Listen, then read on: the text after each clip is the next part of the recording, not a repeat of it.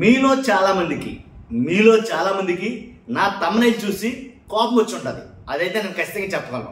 మీకు ఎందుకు కోపం వచ్చి ఉంటుంది అంటే కనుక నేను పెట్టిన తమ్నైల్ హరిహర వీరమల్లు ఫ్లాప్ అనే ఒక మాటతోటి మీలో చాలా మంది కోపం వచ్చి ఉంటుంది. నాకు తెలిసి కామెంట్లు మహా దారుణంగా అయితే వస్తాయి. నేను అదైతే చెప్పగలను. హరిహర వీరమల్లు ఫ్లాప్ అనే తమ్నైల్ చూసి కామెంట్లు నన్ను తిట్టి వాళ్ళు ఉంటారు. చాలా మంది రకరకాల కామెంట్లు పెడతారు. హరిహర వీరమల్లు ఫ్లాప్ పవన్ కు అనుమానం వచ్చిందా? ఇదే కదా నేను పెట్టిన తమ్నైల్. నేను ఈ మాట అనడానికి మన వీడియోలు ఏవి చేసినా కానీ కొద్దో గొప్ప 70% కొన్ని కారణాలు లేకుండా ఏ మాట మనం మాట్లాడడం 50%. కాబట్టి హరిహర వీరమల్లు ఫ్లాప్ పవన్ కి అనుమానం వచ్చిందా అని నేను ఎందుకన్నానంటే దానికి పవన్ కళ్యాణ్ గారే కారణం. ఆయన మాటలే కారణం. ఆయన మాట్లాడిన మాటలే కారణం. కాబట్టి ఏంటని చెప్పే ముందు మ్యాక్సిమం అందరికీ తెలియాలి. కాబట్టి ఫస్ట్ అయితే లైక్ చేయండి. ఫస్ట్ లైక్ చేస్తారా? లైక్ చేయండి, మీ బాధ్యత. లైక్ చేయాలి ఖచ్చితంగా, ఎందుకంటే నాకు కూడా మోటివేషన్గా ఉంటుంది, ఎక్కువ మందికి ఇన్ఫర్మేషన్ షేర్ అవుతుంది. కొత్తగా మన ఛానల్ చూస్తే పక్కాగా సబ్స్క్రైబ్ చేయండి. మీ అమూల్యమైన అభిప్రాయాన్ని, మీ అభిప్రాయం ఏంటో ఈ వీడియో ఎండ్ వరకు చూసి హరిహర వీరమల్లు మీద మీ అభిప్రాయం ఏంటో ఖచ్చితంగా కామెంట్ రూపంలో తెలియజేయండి. ప్రతి ఒక్కరూ స్పందించండి. ఏంటి హరిహర వీరమల్లు ఫ్లాప్ పవన్ కళ్యాణ్ గారికి అనుమానం వచ్చిందా? ఇదే కదా మన తమ్నైల్. నేను ఎందుకన్నానంటే ఆయన మాట్లాడిన మాటల వల్లే నేను అనాల్సి వచ్చింది అని అయితే ఖచ్చితంగా చెప్తాను. ఎందుకంటే మెయిన్గా ప్రెస్ మీట్ ఎందుకు పెట్టానంటే ఈ మాట నేననేది కాదు, పవన్ కళ్యాణ్ గారు ప్రెస్ మీట్ పెట్టడం జరిగింది. తన సినిమా గురించి ప్రెస్ మీట్ పెట్టడం జరిగింది. ఆ ప్రెస్ మీట్లో ఆయన మాట్లాడిన బుల్లెట్ పాయింట్స్ అని చెప్తాను నేను వీటిని. ఆయన మాట్లాడిన మాటలో ఆయన మాట్లాడినట్టుగా నేను చెప్పేది ఏంటంటే మెయిన్గా ప్రెస్ మీట్ ఎందుకు పెట్టానంటే నిర్మాత బ్రతకాలి, ఇదే ఆయన చెప్పిన మాట. ప్రెస్ మీట్ ఎందుకు పెట్టానంటే నిర్మాత బ్రతకాలి, జీవితంలో మొట్టమొదటిసారి నా సినిమాను నేను ప్రమోట్ చేసుకుంటున్నాను. అంతేకాదు కడకి జనసేన పార్టీది ఏదైతే పేజ్ ఉందో Twitter page, Janasena party page, ఆ పేజ్లో కూడా ఈ లింక్ని అయితే కనుక పోస్ట్ చేయడం జరిగింది. నాకు చాలా ఆశ్చర్యం అనిపించింది. రిలీజ్ అయింది పవన్ కళ్యాణ్ సినిమా, అబ్బా దానికి ప్రమోషన్ అవసరంలా, ఇన్వెషన్ అవసరంలా, ఏంటి తర్వాత ఏంటి ఇలాంటి ఈవెంట్లు అవసరాలు ఏం అవసరంలా.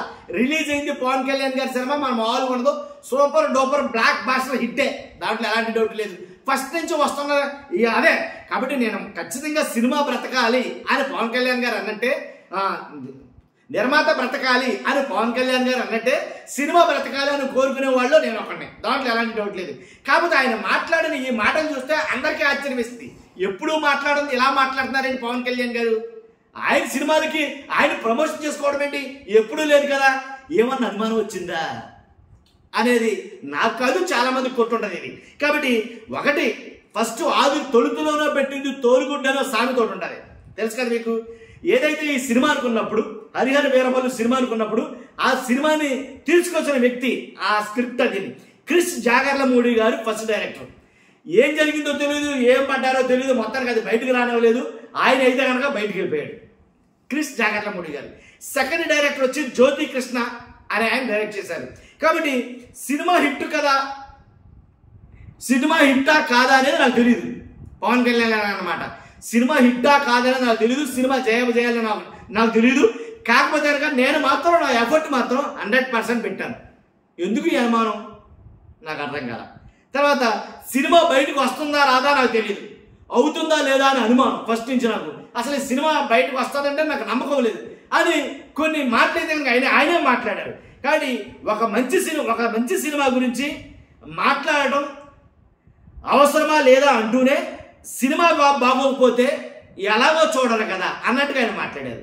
ఇన్ని అనుమానాల మన సినిమా గురించి మనం ప్రమోషన్ చేసుకున్నప్పుడే ఇన్ని అనుమానాలతో కూడిన మాటలు మాట్లాడేసరికి నా బోటోళ్ళకి అనుమానాలు వస్తాయిగా. కాబట్టి ఇంకో మాట మాట్లాడారు, నా సినిమాలకి పెద్ద బిజినెస్ ఉండదు. నిజం, ఆయన మాట్లాడిన మాటలు ఇవన్నీ కూడా, నా సినిమాలకి పెద్ద బిజినెస్ ఉండదు అని ఆయన అయితే మాట్లాడడం జరిగింది. ఒకసారి సెలవుపడ నిధి అగర్వాల్ సినిమా భుజాన వేసుకుని ఏంటి ఈ సినిమాని ఆద్యంతం తానే ఉండి నడిపించింది, నిజంగా నాకే సిగ్గేసింది ఈ సినిమా విషయంలో అని పవన్ కళ్యాణ్ గారు అన్నారు. నాకే సిగ్గేసింది అన్న మాట నేనన్న మాట కాదు, పవన్ కళ్యాణ్ గారు అన్నారు. అంతేకాదు ఈ సినిమా కోసం, నిర్మాత కోసం నేను రోడ్డు మీదకి వచ్చేసాను. అంటే నా సినిమా ఏదైతే ఉందో దాన్ని ప్రమోషన్ చేయడానికి నేను రోడ్ల మీద రావాల్సి వచ్చింది ఈ సినిమా నిమిత్తం అనేది ఆయన చెప్పడం జరిగింది.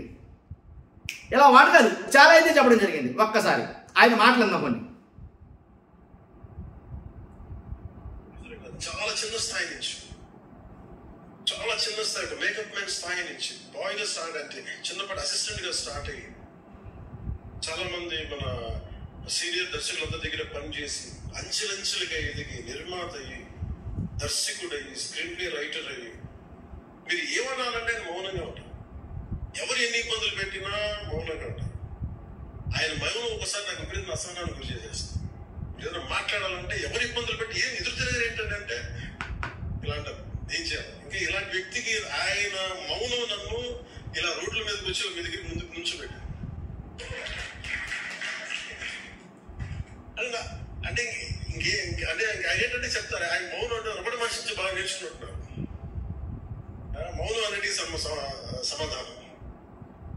సో నాకు మనస్ఫూర్తిగా ఈ స్టార్ కాస్టింగ్ ఒకటి అంటే చిత్ర పరిశ్రమ మీద ఎందుకు ఇంత గౌరవం అంటే మా అందరూ కులాల మీద, మతాల మీద, ప్రాంతాల మీద, భాషల మీద కొట్టుకుంటూ ఉంటాం. But any film industry take in this world, especially Indian film industry, దీనికి there is no caste discrimination, there is no region discrimination, there is no religion discrimination, nothing. It's purely your creative potentiality, purely your creative ability. నువ్వు చిరంజీవి గారి తమ్ముడు కావచ్చు, చిరంజీవి గారి కొడుకు కావచ్చు, లేదంటే ఇంకొకళ్ళు అబ్బాయి కావచ్చు, మేనల్లుడు కావచ్చు, ఇట్ డజంట్ మ్యాటర్. నీకు టాలెంట్ లేకపోతే నువ్వు నిలబడలేవు, నీకు సత్తా లేకపోతే నువ్వు ఇక్కడ ఉండలేవు. అది నా కొడుకైనా సరే. ఆల్ డిపెండ్స్ నీకు ఎంత టెనాసిటీ ఉంది, ఎంత పర్సీవరెన్స్ ఉంది, ఎంత నిలబెట్టుకోగలవు, ఎంత నిలదొక్కుకోగలవు, ప్రతికూలతలు ఎంత బలంగా నిలబడగలవు. ఒక నిర్మాత సినిమా తీయడం అంటే ఒక యజ్ఞం చేయడం నాడు. తిట్లు తినాలి, ఇబ్బందులు పడాలి, అన్ని పడిన తర్వాత ఫైనల్ డబ్బులు మిగిలితే కూడా నాకు తెలియదు.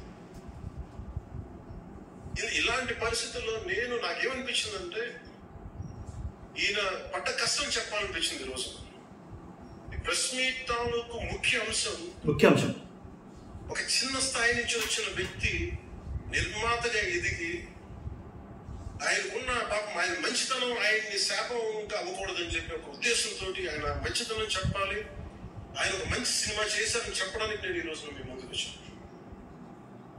ఎందుకంటే నేనేం నమ్ముతానంటే సినిమా బాగుండేలా చూస్తారు, దీని గురించి చెప్పక్కర్లేదు, సినిమా బాగుంటే ఎలా చూడండి. ఎందుకంటే అనుమానం పవన్ కళ్యాణ్ గారికి ఈ నిర్మాత బాగుండాలి అందుకే నేను రోడ్ల మీదకి వచ్చాను, లేకపోతే సినిమా బాగుంటే ఎలా చూస్తారు లేదా చూడరు ఎందుకంటే చేయండి ఇవన్నీ అనుకుంటున్నాను. అందుకని పెద్ద ఎక్కువ మాట్లాడే ప్రయత్నం చేయాలి. కానీ ఈ పర్టికులర్ రోజు మటుకు ఈ రోజు మటుకు ఆయన పడ్డ కష్టం ఈ సినిమాకి, అలాగే ఒక్కొక్క కాస్టింగ్ ఆయన చేసింది, దీనికి నేను క్రిష్ గారిని కూడా చాలా మనస్ఫూర్తిగా అభినందిస్తున్నాను. ఇక్కడ ఆయన కూర్చున్నప్పుడు ఎంతమందిని పెట్టాం, ఒక ఔరంగజేబ్ మిగతా నటులు ఒకరిద్దరు యాక్టర్స్ పెట్టి కూడా ఒక చేత యాక్ట్ చేయించాం ఒకరి చేత. కానీ Bobby Deol so apt for Aurangzeb, ఎంత కన్విక్షన్ తో చేశాను. అప్పటికే ఇంకా ఆయన చేసిన హిందీ సినిమాలు కూడా రాలేదు, ఇంకా ఎంత కన్విక్షన్ తో చేశారంటే నాకు నిజంగా ఆయనతో యాక్ట్ చేయడం చాలా రావద్దనిపించింది. అలాంటి బాబీ డియోల్ గారిని మొత్తం pan India Manoj Paramahamsa was roped in last.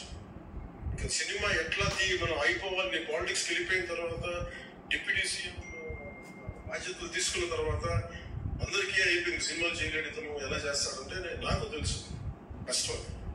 నేను ఎలా చేశాను ఈ సినిమా అంటే పొద్దున్న 2 గంటలు చేసాను, బ్రేక్ఫాస్ట్ టైం లేదంటే నా ఎక్సర్సైజ్ టైంని కొంచెం మిడ్ నైట్గా లేదంటే ఎర్లీ మార్నింగ్ 4 గంటలకు పెట్టుకొని ఆ 2 గంటలు ఏమి దొరుకుతుందో ఆ 2 గంటలు ఇస్తే జ్యోతి, మనోజ్ గారు, రతన్ గారు వీళ్ళు కూర్చొని ప్లాన్ చేసి, అది కూడా నా ఆఫీస్కి, నా పార్టీ ఆఫీస్కి కూతవేట దూరంలో ఉన్న ఒక నా స్నేహితులు ఒక వాళ్ళ గోడౌన్ అక్కడ కూర్చొని షూట్ చేశాను. ఎంత మొన్నటేంటంటే అసలు దాంట్లో కూర్చొని మ్యాట్ వర్క్ చేసి మీరు ఫైనల్ రిజల్ట్స్ చూస్తే ఇది ఇక్కడ చేశారంటే అంత ఆశ్చర్యం అనిపిస్తుంది. Hats off to Manoj Paramahans గారు.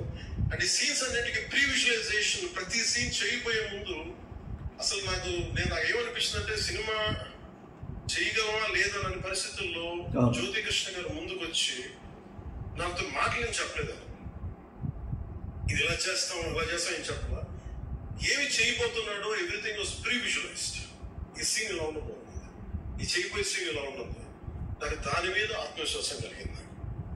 లేదు, ఒక సత్తా ఉన్న దర్శకుడు, తెలుగు చిత్ర పరిశ్రమకి సైజ్ తీయగలిగేవాడు, మంచి సాలిడ్ ఎడిటింగ్ సెన్స్ ఉన్నవాడు, మ్యూజికల్ సెన్స్ ఉన్నవాడు. అలాంటి వ్యక్తికి మనోజ్ పరమహంస గారు తోడారు. వీళ్ళిద్దరు కాంబినేషన్ లో రత్నం గారి అనుభవంతో ఈ రోజున ఒక మంచి ప్రోడక్ట్ అయితే తీసుకొచ్చు. ఇది ఎలా ఉంటుంది, ఎలా ఉండబోతుంది, ఎంత హిట్ అవుతుంది అనేది సంపూర్ణ ప్రజల చేతిలోనే ఉంటుంది. అది ఏ స్థాయిలో ఇది ఉంటుంది అనేది అది ప్రజలు చెప్పాల్సింది తప్ప అది నేను చెప్పుకునేది కాదు.